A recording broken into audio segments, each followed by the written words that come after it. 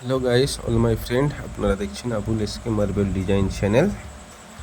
তো আজকে আমি আপনাদেরকে দেখাবো সম্পূর্ণ এ টু জেড ইপক্সি কিভাবে কমপ্লিট করবেন। তো এটা আমি শুরুতে আপনাদেরকে কমপ্লিট লুক দেখাচ্ছি এবং শুরু থেকে শেষ পর্যন্ত কিভাবে করবেন সম্পূর্ণ ভিডিওটা এই ভিডিওটার মধ্যে রয়েছে। তো যারা যারা চ্যানেলটি সাবস্ক্রাইব করেছেন অসংখ্য ধন্যবাদ। তো যারা যারা এখনও চ্যানেলটি সাবস্ক্রাইব করেননি প্লিজ চ্যানেলটি সাবস্ক্রাইব করে নিয়ে অল নোটিফিকেশান বেলটি বাজিয়ে অন করে দিয়ে সাথে থাকুন। তো দেখুন, সর্বপ্রথম আমরা টাইলস যে বসিয়ে দিই, টাইলস বসানোর পরে পুট্টির কাজ, রঙের কাজ, অনেক কিছু কাজ বাকি থাকে। ইপক্সি কাজ হচ্ছে বাড়িতে একদম শেষ কাজ। ইপক্সির পরে আর কোনো কাজ থাকে না, ইপক্সিটাই শেষ কাজ। তো এখানে সর্বপ্রথম অনেক আগে থেকে টাইলস বসানো হয়। তো টাইলসের অনেক সময় কি আমরা টেপ লাগিয়ে দিই বা অনেক সময় টেপ লাগানো হয় না, সময়ের সিচুয়েশনের উপরে।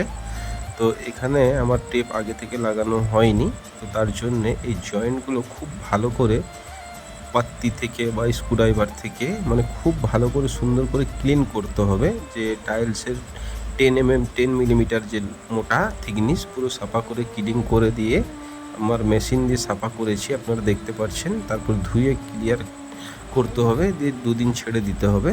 তো এইভাবে আমি প্রসেসটা করছি। তো এখানে দেখুন, আমার এটা কেরাকল কোম্পানির একটা ইপক্সি। তো ইপক্সির ডাব্বাটা আমি খুলছি। ডাব্বার ভিতরে রয়েছে একটা স্পঞ্জ এবং একটা হ্যান্ড গ্লাস এবং হার্ডনার। এবারে এখানে রয়েছে প্রত্যেকটা কোম্পানির ইপক্সি আলাদা আলাদা থাকে। তো এটা লিকুইড রয়েছে, হার্ডনার রয়েছে এবং কাদা কাদা যে ডাস্টটা রয়েছে বালতির মধ্যে রয়েছে। 1 কেজির করে বালতি হয়, বড় বালতি হয়, 5 কিলোর বালতিও হয়, 3 কিলোর বালতিও হয়। এটা আমার 1 কেজির বালতি। তো এখানে আমার যেহেতু বড় এরিয়া রয়েছে, তার সঙ্গে 1 কেজির সঙ্গে পুরো ডাব্বাটা সেটিং রয়েছে হার্ডনার। তো তার জন্যে আমার বড় লম্বা চওড়া জায়গা রয়েছে, তার জন্য একসঙ্গে মিক্সড করে নিচ্ছি।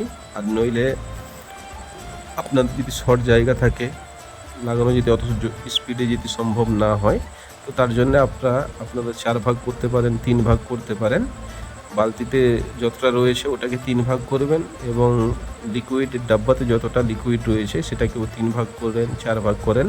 তো এভাবে পুরো সুন্দর করে মিক্সড করতে হবে 2-4 মিনিট 5 মিনিট ধরে খুব সুন্দরভাবে মিক্সড করতে হবে। কেন হার্ডনারটা ভালোভাবে মিক্সড না হলে জিনিসটা তৈরি হবে না ঠিক। তো এভাবে মিক্সড করে নেওয়ার পরে আমি 2 দিন আগে থেকে ক্লিন করে ধুয়ে মুছে ক্লিয়ার রেখেছিলাম। তারপরে ধুয়ে নেবার পরে জয়েন্টে কোনো রকমের জল বলুন পানি বলুন থাকলে হবে না, একদম শুকনো ড্রাই হতে হবে। ম্যাক্সিমাম ধোয়ার পরে 2 দিন ছাড়তে হবে, 48 ঘন্টা ছাড়তে হবে। তারপরে ইপক্সিটা লাগাতে হবে। কোনো রকমের যদি জল থাকে ইপক্সি কোনো কাজ করবে না, ইপক্সির রিঅ্যাকশান থাকবে না। তো এখানে এইভাবেই কাজ চলছে। তো সেই হিসাবে ইপক্সিগুলো খুব চেপে চেপে খুব সুন্দর করে ফিনিশিং করে লাগিয়ে নিতে হবে। লাগিয়ে নেওয়ার পরে এবার ক্লিনারের ব্যাপারটা আমি দেখাচ্ছি আপনাদেরকে। তো দেখুন, সর্বপ্রথম একটা ফ্রেশ বালতি নেবেন। তো বালতি নিয়ে ফ্রেশ জল নেবেন। ফ্রেশ জল নিয়ে তারপরে মুছা স্টার্ট করব। তো মুছাটা ইপক্সি খুবই ইজি। বিভিন্ন রকম কোম্পানির বিভিন্ন রকম রয়েছে, প্রত্যেকটা কোম্পানির আলাদা আলাদা পার্ট রয়েছে। এটা আমি কেরাকলের সিস্টেমটা দেখাচ্ছি। তো এটাকে বালতিতে যে স্পঞ্জটা বাড়িয়েছে বালতি থেকে, ওই স্পঞ্জ থেকেই হবে। তো ওই স্পঞ্জে জল নেবেন। তো জল নিয়ে এটা লম্বা লম্বা টানবেন না, এরকম গোল গোল করে ঘুরিয়ে টানবেন, তাহলে ইপক্সিটা খুব স্মুথলি একদম টাইলসের লেভেল হবে। অনেক সময় যারা জানে না ইপক্সি লাগাতে, যারা জানে না বন্ধুরা, তো তাদের ক্ষেত্রে কি হয়, ইপক্সিগুলো অনেক ডাউনে চলে যায়, ফিনিশিং ভালো করতে পারে না। তো আমাদের এখানে একদম খুব নিখুঁতভাবে ফিনিশিং করে লাগাচ্ছি। আমরা এগুলো সিস্টেম জানি, আমরা মার্কেটে 7-8টা 10টা কোম্পানি রয়েছে, প্রত্যেকটা কোম্পানির ইপক্সি সম্বন্ধে আমাদের আইডিয়া আছে এবং কিভাবে লাগাতে হয়, কিভাবে ক্লিন করতে হয় আমাদের জানা আছে। তো পুরো ইপক্সি আমার কমপ্লিট হয়ে গেছে। তো আশা করছি আপনারা বুঝতে পেরেছেন। ইপক্সি হয়ে যাবার পরে দেখুন কোথাও আমার ডাউন নাই, একদম টাইলসের লেভেল রয়েছে। এটা একটা ম্যাচিং কালার। তো ইপক্সির বিভিন্ন রকম কালার আছে, যেমন 28-30টা কালার রয়েছে। সেই হিসাবেই যেটা পছন্দ সেটা লাগাবেন।